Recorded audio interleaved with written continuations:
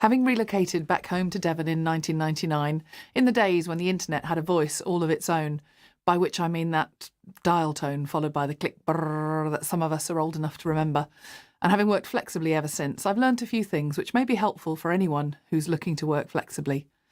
Back in 1999, we were expecting the birth of our second child, and I thought it would be a good idea to work flexibly from home. It seemed a good option. So I persuaded Oxera, the company I'd been working for in Oxford, that I could operate effectively from a relatively remote Dartmoor farm for the last 6 weeks running up to my maternity leave.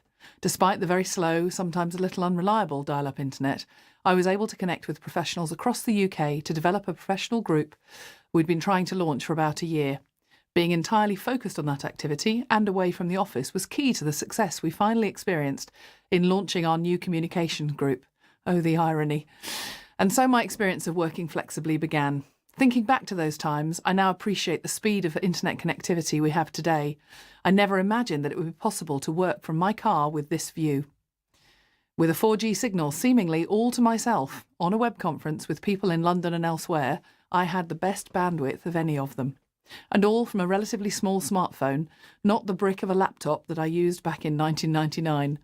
For most businesses, the concept of flexible working still appears to be relatively new and to have many different meanings. Having adopted this way of working so long ago, I thought it may be helpful to share some of what I've learnt. Number 1, technology and setup. Working flexibly means you really need to think about your plan B. What happens if your phone lacks reception or when your broadband goes down? What if you need to print out those documents or badges or cards or whatever? And what other workspace options do you have? When I've arrived somewhere early or have gaps in my day, I'm often amazed at how comfortable a stationary car can be with a phone in a holder and my laptop resting on the steering wheel. And number 2, productivity. Some people report getting more done when they work from home. Others find it tricky when they have domestic distractions. I've found the Pomodoro technique, and specifically the tomato timer, really helpful. It can be quite amazing as to how to look at how much work you get done when you really focus in. And my third point, managing the notifications. This applies wherever we work. I've found it extremely helpful and quite liberating to switch off my notifications. By choosing when to check for emails, phone calls and other text-based inputs, I feel more in control and able to prioritise.